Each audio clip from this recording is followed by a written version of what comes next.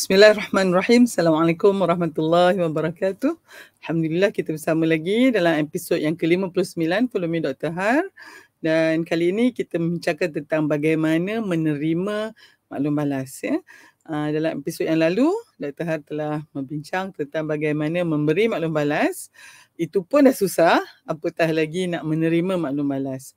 Malahan, mungkin ini antara sebab kenapa apabila kita menerima maklum balas tu kita rasa sakitnya tu kerana yang macam Dr. cakap proses maklum balas ini adalah satu proses yang melibatkan emosi, dan khususnya kalau kita diberikan maklum balas itu dengan satu cara yang sangat menyakitkan gitu hinggakan kita rasa serik lah tentu sekali kita juga serik jugalah rasanya nak bagi maklum balas malahan ramai antara kita berhenti memberi maklum balas kerana kita tak mahu diberi maklum balas, dan itulah sebenarnya permulaan kepada keruntuhan sesuatu tamadun tu yang penting apabila kalau kita lihat dari sudut penggiliran ni, satu kelompok manusia tu mungkin pada awalnya tu berada dalam keadaan yang lemah, tertindas, dan akhirnya dia mula memajukan dirinya,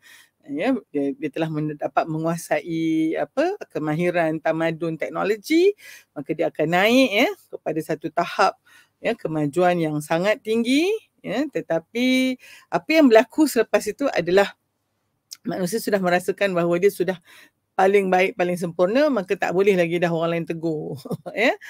Dan apabila semua unit ataupun kelompok yang sepatutnya memberi teguran tidak lagi menegur, ketika itulah berlakunya kerosakan demi kerosakan tanpa ada penambahbaikan pun. Dan kalau kita lihat selalunya yang paling bertanggungjawab memberikan maklum balas ataupun menegur ini adalah mereka yang mempunyai ilmu pengetahuan. Dan oleh sebab itu orang yang mempunyai ilmu pengetahuan ni dia kena memegang pada prinsip. Maknanya prinsip dia tu kalau teman dia melakukan sesuatu yang tak baik ataupun tak tepat, maka mesti juga ditegur. Sebab itu tanggungjawab keilmuan dan kesarjanaannya.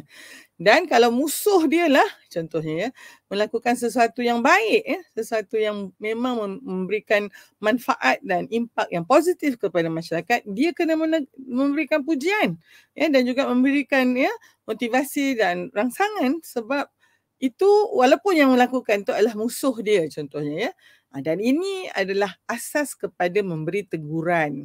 Dan oleh sebab itu kita lihat juga para nabi, para rasul diturunkan untuk memberikan teguran ini, memberi khabar gembira dan juga memberi orang kata amaran. So ni maklum balas sebenarnya kalau kita lihat kan. Dan apabila satu kelompok khususnya kelompok yang menjadi pemerintah contohnya atau bangsawannya, atau kadang-kadang dalam Quran tu terjemahan tu kata pemuka-pemuka makna golongan yang atas tu yang aristokratnya tu tidak boleh langsung ditegur. Ketika itu bermulalah keruntuhan dan kerosakan dan dalam masyarakat yang maju itu akhirnya dia akan menurun tamadun itu akan akhirnya semakin lama semakin runtuh dan dianya akan kembali maknanya langsung tak ada apa-apa dah apabila dalam unit itu tidak ada lagi orang yang nak memberikan teguran dan yang berjuang menegakkan kebenaran.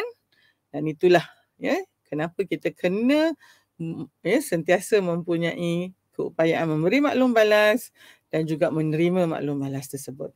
Dan kalau kita lihat bagaimana para nabi itu, khususnya kalau tengok Nabi Musa AS begitu begitu takut begitu emosinya begitu bergelojak bila Allah memerintahkan dia untuk menegur Firaun tu itu memberi maklum balas bahawa kamu telah melakukan kesesatan, kekufuran, kamu sepatutnya menyembah Allah bukan menyembah yang lain daripadanya. Itu maklum balas yang paling hebat sekali. Okay. So ini kita lihat kepada aspek yang lebih hampir kepada diri kita. Bagaimana kita pula sebagai manusia yang tidak sempurna ini sepatutnya membuka pintu seluas-luasnya kepada maklum balas. Dan itulah juga salah satu tanda kerangka fikir yang bercambah, berkembang dan dinamik. dia sangat mengalu-alukan maklum balas, malahan dia sendiri yang mencari maklum balas. Dan apabila kita membuka pintu kepada maklum balas ini, maka bersedialah untuk diberi maklum balas tentang perkara yang kita tak suka. Kalau kita hanya nak maklum balas yang best-best saja, itu namanya mengampu. Kita hanya nak orang ampu je kita. Tetapi sebenarnya maklum balas yang paling perlu kita dengar adalah maklum balas daripada pengkritik kita, daripada orang yang tak sukakan kita, daripada orang yang menganggap kita musuh dia ataupun kita anggap dia musuh kita. Mereka ini mempunyai maklum balas yang sangat berharga dalam konteks kekurangan, kelemahan dan juga kesilapan kita untuk kita perbaiki. Kawan-kawan kita yang memang sayang kita lah, tak kira lah apa kita buat pun, maklum balas yang kita dapat dari mereka selalunya, kalaupun lah kita melakukan sesuatu yang tak elok pun, maklum balas tu sangat sugar coated, maknanya sangatlah dilapik-lapik, dia halas, maklumlah dia tak naklah kita jadi tak suka ke dia. Tetapi musuh kita dia akan bagi betul-betul, dan selalunya musuh kita pula bila dia memberi maklum balas yang kita perlu dengar ni tadi, dia tokok tambahlah pula ada kalanya dia satu yang tak betul merupakan fitnah semata-mata. Tetapi kalau kita tutup terus pula maklum pintu kita daripada maklum balas daripada pengkritik kita atau musuh kita, kita akan kehilangan satu sumber maklumat yang sangat penting, khususnya kalau kita nak melihat kelemahan dan juga ancaman yang ada dalam diri kita. Jadi oleh sebab tu Dr. Han nak start macam ni je. Kalau untuk memberi maklum balas, kita start dengan niat kita nak memberi maklum balas tu, maklum balas bagaimana, adakah dia maklum balas atau adakah dia kritikan. Untuk menerima maklum balas ni pula, Dr. Han mulakan juga dengan niat saya buka peluang untuk orang mengkritik saya, sama ada kritikan itu yang baik tentang saya ataupun tentu sekali tentang kelemahan saya. Namun saya tak boleh nak memastikan bahawa maklumat itu adalah cara yang paling baik saja. Maknanya bila maklumat yang sampai kat kita tu, dia mungkin boleh jadi kritikan, dia boleh jadi juga maklum balas yang konstruktif. Oleh sebab tu kita kena bersedia bila kita buka pintu tu, tak tahulah macam siapa yang nak masuk ni, apa benda yang nak masuk ni, masuk secara lemah lembut ke atau masuk secara menerjah saja ke, kita kena bersedia. Okay. Oleh sebab tu kita kena open to all comment. Maknanya kita kena menyediakan diri kita untuk membukakan ruang hati kita, fikiran kita untuk mendengar segala maklum balas ini, sama ada yang nak kita dengar atau yang tak nak kita dengar. Katalah kita dapati maklum balas yang diberikan pada kita ni dalam keadaan yang sangat, orang kata kita tahulah memang orang yang bagi maklum balas ni ataupun maklumat ni dengan cara begini adalah memang nak mengkritik dan menjatuhkan kita. Apa kita buat dengan orang-orang ini? Kita panggil haters lah sekarang ni kan. Apa kita buat dengan mereka ni? Adakah kita mendedahkan pula aib dia ke contohnya? Tentu sekali tidak. Kalau kita buat begitu, kita hanya sama saja dengan dia. Of course kita kena tahan sikitlah telinga kita ni terutama sekali dalam SOCMED ni, jangan bacalah komen-komen tu. Walaupun Dr. Han kata tadi kan, kita kena tahu maklumat ni semua, tapi sebenarnya kalau kita dah dapat lah, kalau dalam kajian kualitatif kita dah lihat itu berulang kali diberikan oleh kita punya responden, maknanya dia dah tepu lah. Memang itulah sebenarnya masalah kita. Contohnya bila dia orang komen Dr. Han, contohnya ada komen yang sama juga dan akhirnya makin lama makin tahap-tahap begitu. Okey, yang last tu kita boleh ketepikan, tapi kita boleh ambil maklumat ini sebagai satu yang sangat berharga dan kita akan ambil dia sebagai maklum balas. Walaupun mungkin ianya sampai sebagai kritikan, tapi kerana kita sedang melatih diri kita untuk mempunyai kerangka fikir yang bercambah dan dinamik, kita ambil ini sebagai maklum balas. Boleh tak? Ini yang paling susah. Tetapi sekiranya kita ada orang yang sangat suka mengkritik kita, maknanya mungkinlah ni bukan dalam keadaan SOCMED tu, yang selalunya SOCMED ni dia sebenarnya ada budaya gangsterism je, tak kata culture. Maknanya kalau dia nampak seorang tu kena tengah kena keroyok, kata bahasa kita ni, dia pun keroyok sama. Bila kita tanya kenapa ni keroyok, tak tahu, saya tengok orang keroyok, saya keroyok jugalah. Itu budaya tak culture ni. Tetapi katalah ini memang betul-betul satu kritikan, katalah dalam organisasi kita, dalam pejabat kita, dalam jabatan kita tu memang ada seorang yang selalulah dia memang cakap salah kita je contohnya. Kalau kita buat salah Kalau dia buat betul, kita buat betul dia tak nak puji. Ya. Tapi kalau kita buat salah, oh dia dah first sekali yang akan tunjukkan, yang sering besar-besarkan. Dia dekat dalam mesyuarat ke dengan suam. Dekat mana-mana pun dia nak tunjukkan. Ini jelaslah orang yang mungkin ya tak tahu sebab apa ada penyakit hati ni.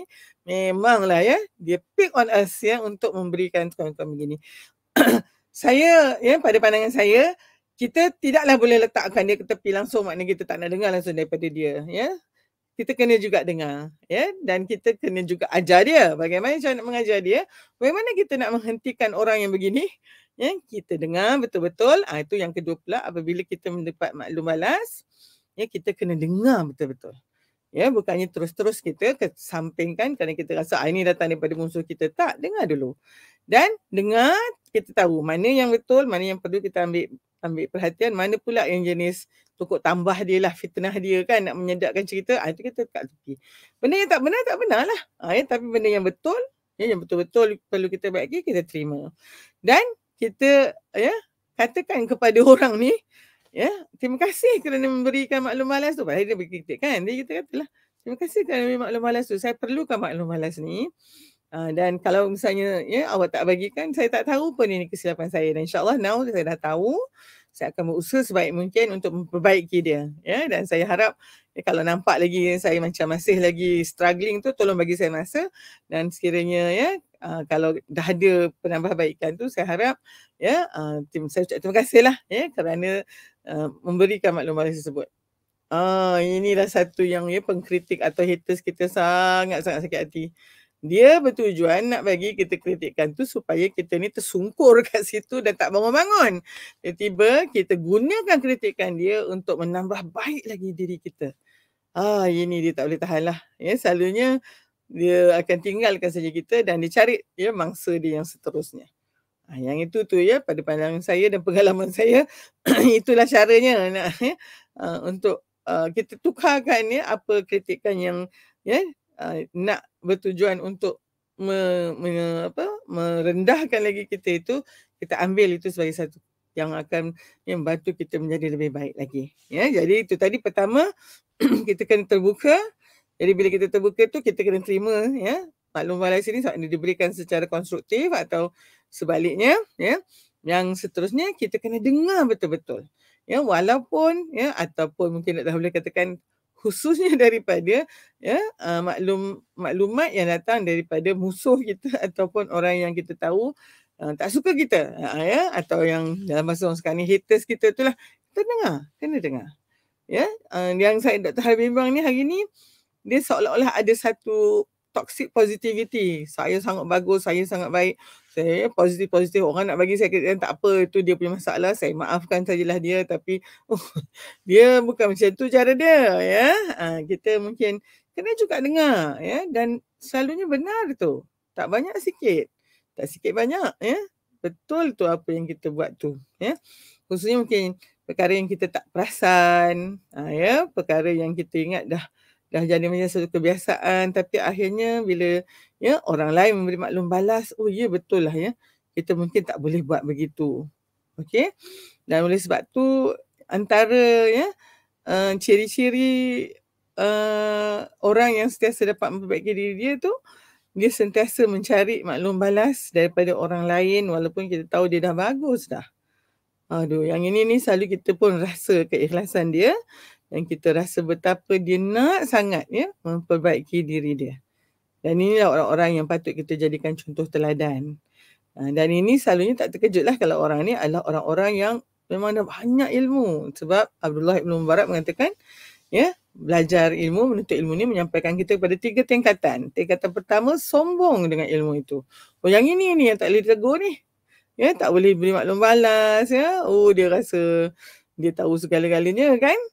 Tapi rupanya bila dia belajar lagi, dia dapat tahu ramai lagi orang tahu ya, lagi pandai dari dia. Maka tadi ya, kesombongan dan keangkuhan dia tu bertukar menjadi satu rasa macam ya, rasa vulnerable pula, rasa macam alah saya ni tak tahu apa-apa ni kan, ramai orang lagi tahu ni macam mana saya ni. Dia datang rasa cemas ya, dan rasa bimbang tu.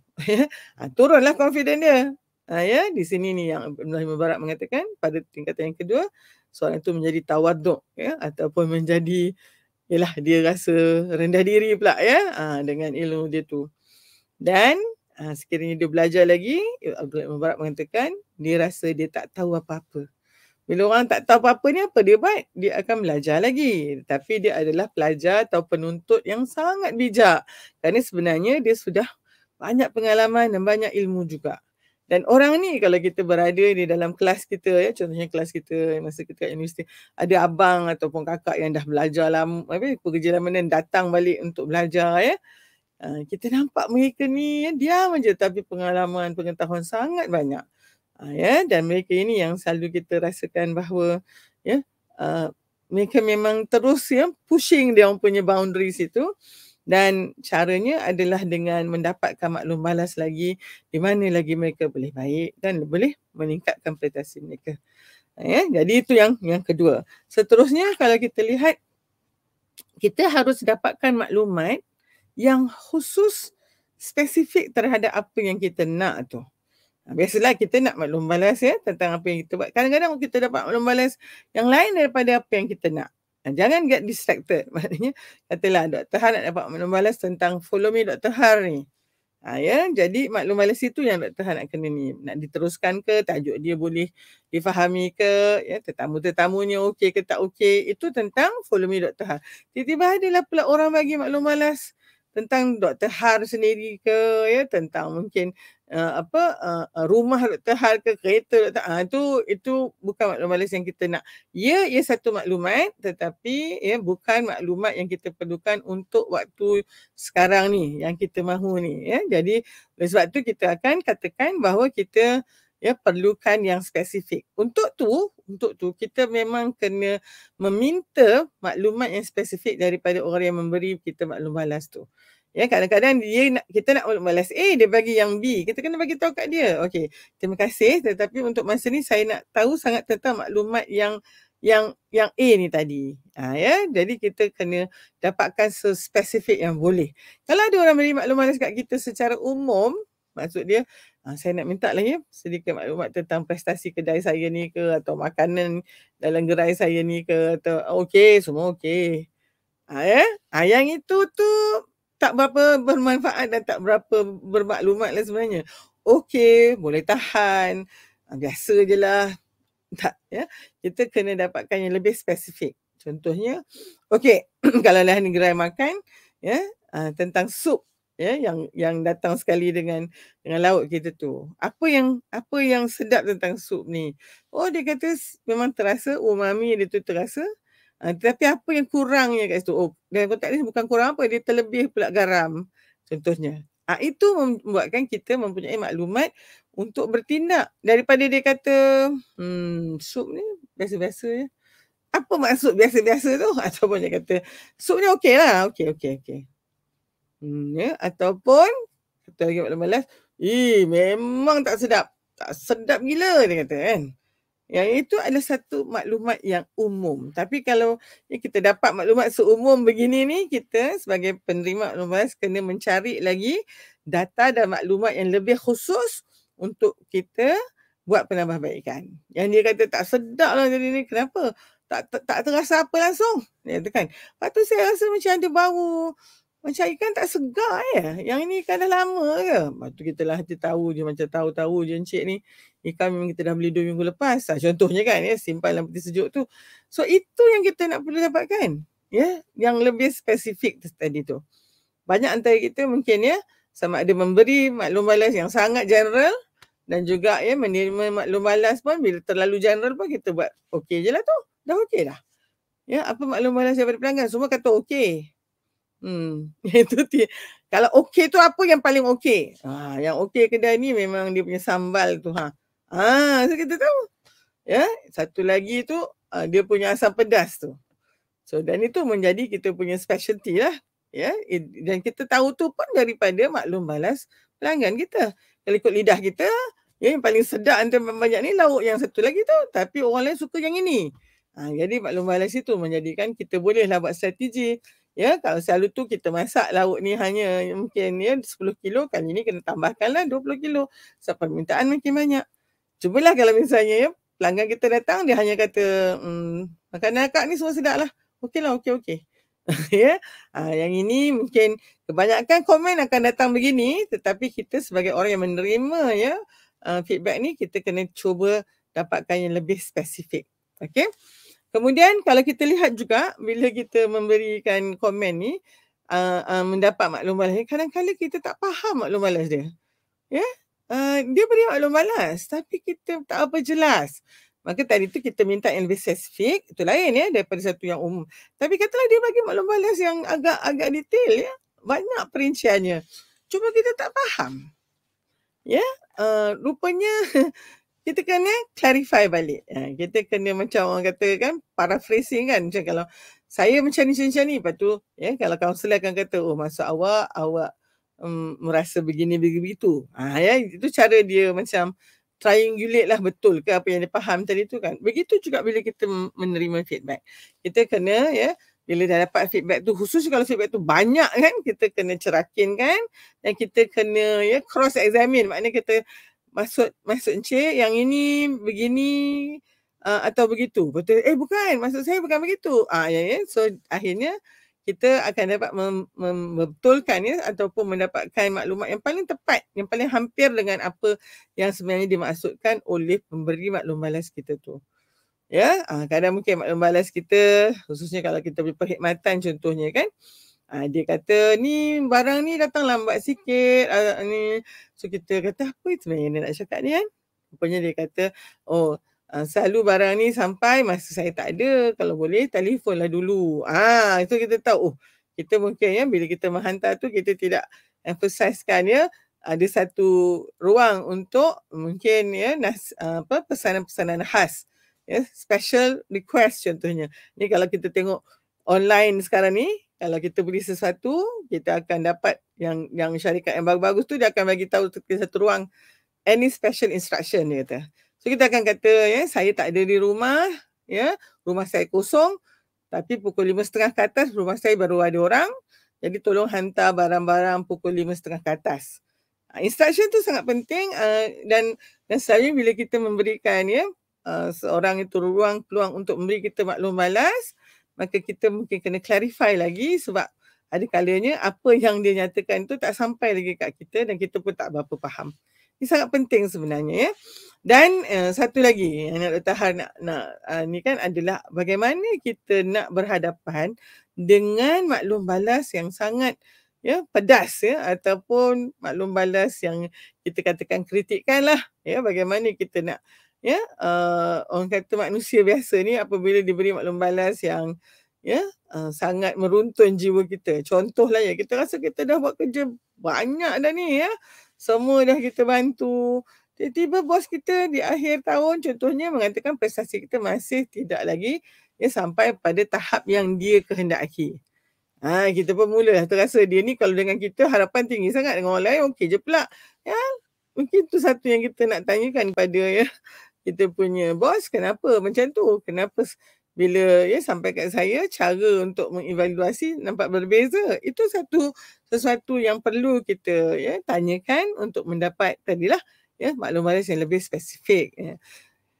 Tapi ya ada masanya kita punya hubungan dengan orang ataupun bos kita tu baik, ada masa kita dapat bos yang mungkin tidak langsung ya menggunakan semua kaedah yang Dr. cakap tu, dan dia tahu hanya kritik saja. Dan dia bukan kritik ya kita ya semasa kita berjumpa dengan dia di pejabat contohnya, dia akan buat satu ya membuka aib kita pula di depan orang ramai ya.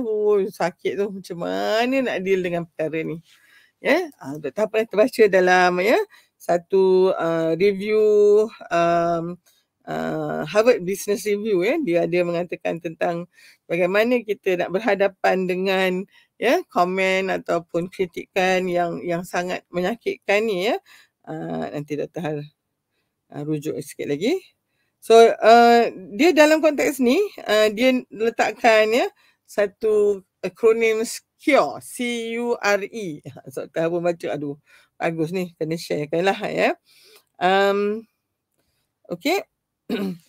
Pertama ya dia kata how to be resilient in the face of harsh criticism. Bagaimana nak kita ni mempunyai daya tahan ya keliutan ataupun ya keupayaan bangun semula tu apabila kita diberikan kritikan yang yang sangat uh, yang kasar lah kata ya, yang harsh ni, yang mungkin macam lebih mengecam kita ataupun kritikan yang sangat melukakan kita tu. Pertama yang C tu, CURE, C adalah collect yourself dia kata. Ya, maksud dia di sini jangan kita mudah sangat sampai luar kawalan ke kemarahan kita ya. Kita bahasa orang sekarang ni janganlah cepat sangat nak trigger tu. Janganlah terlalu cepat ya kita punya reaction kita, muka kita ya, kita ketuk meja macam tu kita collect ourselves. Kita macam okey. Ya, jangan buat perkara-perkara yang nampak satu sifat yang sangat spontan ya, menunjukkan adanya masalah dari sudut menguruskan kemarahan kita. Of course kita marah, kita sedih ya, kita kesal ya. Khususnya kalau katalah ya sebelah ni orang nampak macam okey je, tiba-tiba kat tengah ramai baru kita dikritik begitu, tentu kita sangat sakit hati. Tapi dalam ni disarankan dalam strategi cure ni dia kata collect yourself. Okay. Bukan senang, bukan senang tapi boleh diusahakan ya. Kedua, kita must be, you tu adalah understand. Ni macam saya cakap tadi, listen. Cuba fahamkan dulu kan apa points yang diberikan tu ya. Dan tadi macam saya katakan, kita probe for specific information, terutama kalau dia ni tak apa dah dia biasalah kritikan ni dia akan ungkit yang dulu yang dah tak relevan lagi dah ya, dan dia mungkin akan mengatakan kita ni masalah padahal masalah kita bersama. Jadi kita cuba faham kenapa dia macam ni ya. Dan kalau kita tak berapa jelas aspek-aspek yang dia nyatakan, kita minta diulang semula, kita minta dia perjelaskan ya. Yang ini sangat penting untuk kita betul-betul faham apa konteks dia ni. Kadang-kadang dia marah bos atas kita lagi, tapi sebab dia tak dapat bos kita tu, dia bagi kat kita lah. So kita ni sebenarnya bukan kita tahu, orang atas kita lagi. Jadi kena dengar betul-betul ya, siapa sebenarnya yang dia nak komen ni ya. Alhamdulillah kita sekarang ni pun ya, kalau kita tak dapat memberikan teguran kepada orang pihak atas, orang bawah-bawah lah yang teruk. Kan ya, kadang-kadang ya bila kita berurusan dekat kaunter-kaunter contohnya kan, orang di kaunter tu, pegawai kaunter tu hanya jalankan apa ya yang digariskan oleh orang atasan tu ya. Tapi kalau kita nak marah-marah sangat, dia pun kesian juga. Jadi oleh sebab tu kita cuba faham apakah sebenarnya ya yang menjadi masalah hinggakan ya kritikan itu terlalu hebatlah kepada kita ni atau organisasi kita ya. R itu adalah recover. Yang ini saya sangat suka, maknanya kita memang perlukan masa, request a time out ya untuk kita buat refleksi tadi tu. Sepatutnya kalau orang yang memberi maklum balas kita ni orang yang dah belajar macam mana nak beri maklum balas, kita tak perlu dah yang cure ni. Ya, sebab dia akan bagi kita peluang untuk kita buat refleksi sendiri. Ya, dan refleksi itu bila kita boleh buat bersama dengan orang yang memberi maklum balas, kita tadilah boleh dapatkan spesifik lagi kefahaman kita. Kita mungkin faham begini, sebenarnya dia nak kita faham begitu. Ya, jadi katalah dalam konteks ini kita tak ada peluang kan, tak apa, kita ambil time out, but do not run away. Jangan lari daripada masalah ini ataupun ya kita pergi menyorok kat mana-mana ataupun kita nafikan. Ini satu lagi. Kita selalu itu orang tu memang jadas kat saya je. Macam itulah cakap dia, dan kita tak langsung ambil peduli ya, tak boleh. Dan yang E tu E itu adalah engage. Kat sini ni yang paling sukar. Kita bertanya lagi ya kepada orang ni, tanya bila dah masa tu dah mungkin ya taklah lagi dalam mesyuarat tu, di waktu lain ke ya, esok atau lusanya buat appointment sendiri, boleh tak saya jumpa saya peribadi ya, sebab saya nak clarifikan. Yang ini memanglah masya-Allah ya. Kadang-kadang orang yang beri maklum balas ni pun terbawa-bawa juga dengan emosi. Jadi ya kita pun bagi maklum balas patutnya taklah macam tu ya, sampai ya merah padam muka ya orang pegawai bawah kita tu, dahlah dimalukan di depan-depan orang ramai contohnya. Dan bila kita balik bawa kereta tu, kita Allah, patutnya saya tak bolehlah buat tadi macam tu ya. Jadi sebenarnya ya boleh sangat dan sangat perlu kita mengakui kesilapan kita, dan apabila kita memberi maklum balas yang ya tak dengan cara yang tak sepatutnya tu, sangat perlu ya, terutamanya untuk ketua ya, untuk siapa yang ya mempunyai kedudukan yang lebih tinggi daripada orang lain, mak bapak contohnya. Kadang-kadang kita bagi maklum balas kat anak-anak kita depan orang ramai, depan sepupu sepapat dia kan, tu semua tak betul lah. Dan kalau katalah kita rasakan kita telah melakukan satu kesilapan dan alhamdulillah disebabkan oleh kita punya keupayaan membuat refleksi dan muhasabah diri, tentu sekali kita kena bagi lagi maklum balas pada mereka bahawa sebenarnya kita tadi tak patut buat begitu dan kita mohon maaf. Dan inilah masa engagement ini selalunya kita pula yang mendapat maklum balas yang begitu kasar begitu ni. Kita boleh juga bertemu dengan bos kita kita kata, bos kalau ada apa-apa yang tak puas hati mungkin tak payahlah kot boleh maklumkan pada saya terus. Bukan cakap masa saya ada jumpa bos tiap-tiap hari tapi bos tak cakap pula. Depan orang ramai tu bos bagi saya feedback yang macam tu. Dia memang agak negatif impak daripada saya sebab saya ada lagi orang di bawah saya yang yang saya perlu bimbing pula. Jadi kalau misalnya bos tunjukkan tak hormat dengan saya cara begitu, itulah juga cara yang diorang akan juga buat kepada orang lain nanti kalau diorang jadi bos. Cakap je tetapi itu juga bukan mudah kerana kita pula dalam budaya komunikasi yang ini 2 bulan lepas saya rasa kita nyatakan tentang komunikasi asertif. Tak dapat pula kita nak bercakap yang bahawa kita mungkin minta bos kita memberi maklum balas dengan lebih baik lagi. Bila bercakap tentang maklum balas ni kita sebenarnya satu proses komunikasi yang sangat spesifik tapi yang sangat perlu kita lakukan kerana amar makruf nahi mungkar itu adalah memberi maklum balas. Dan tentu apabila kita menyampaikan dakwah kita itu ada orang yang menerimanya kalau katalah dakwah ini kita adalah duat, adalah pula kita punya mad'u yang mendengar kita tu. Jadi kalau boleh kita sampaikan kepada mad'u kita maklum balas maklumat ini secara memberi maklum balas yang konstruktif yang benar dan maka kita memberikan harapan kepada mad'u kita bahawa mereka boleh buat yang lebih baik lagi. Kalaulah maklumat tentang mad'u kita ni kita sampaikan sebagai kritikan pula kita condemn dia habis-habis kita kata inilah dia dah memang jelas akan jadi ahli neraka begitu. Lari lintang pukanglah mereka sebab mereka tidak dapat nak menerima satu maklumat yang disampaikan dalam keadaan menakut-nakutkan mereka dan juga mengungkit-ungkit, mengaibkan mereka pula. Oleh sebab itu memberi dan menerima maklum balas ini adalah satu skill atau kemahiran yang sangat penting yang perlu kita kuasai apabila kita nak menjalankan dakwah kepada ummah ini. Nak memberikan ajakan kepada yang ma'ruf itu. Sedangkan mereka berada jauh daripada yang sepatutnya. Bagaimana kita nak bagi maklum balas bahawa ini sebenarnya gaps yang ada dan yang penting adalah memberi feed forward tadi tu, memberi harapan bahawa semua orang ada tempat di dalam dunia Allah ini, bumi Allah ini untuk kembali ke jalan yang benar. Tidak ada orang yang doom ataupun tak boleh nak buat apa dah.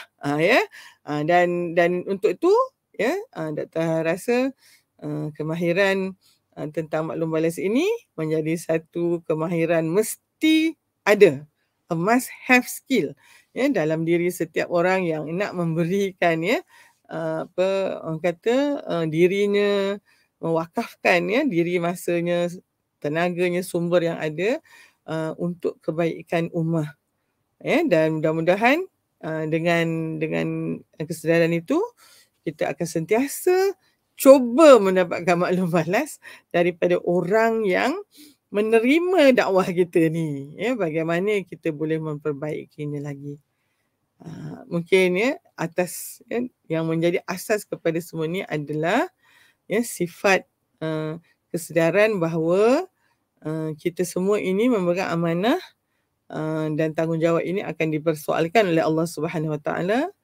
Kedudukan yang kita dapat dalam masyarakat bukan satu tiket untuk kita melakukan apa saja yang kita nak ataupun menindas orang lain contohnya, atau berkata dan memberikan maklumat dengan sesuka hati kita, tidak, kerana kita semua akan dipersoalkan dan dipertanggungjawabkan oleh Allah Subhanahu Wa Taala.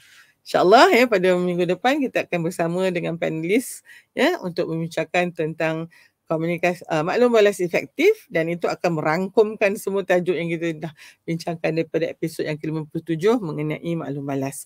InsyaAllah kita bertemu lagi, ya. Segala yang baik itu datangnya daripada Allah Subhanahu Wa Taala.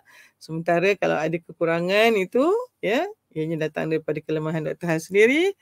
Hingga kita bertemu lagi. Wabillahi taufiq wal hidayah. Wassalamualaikum warahmatullahi wabarakatuh.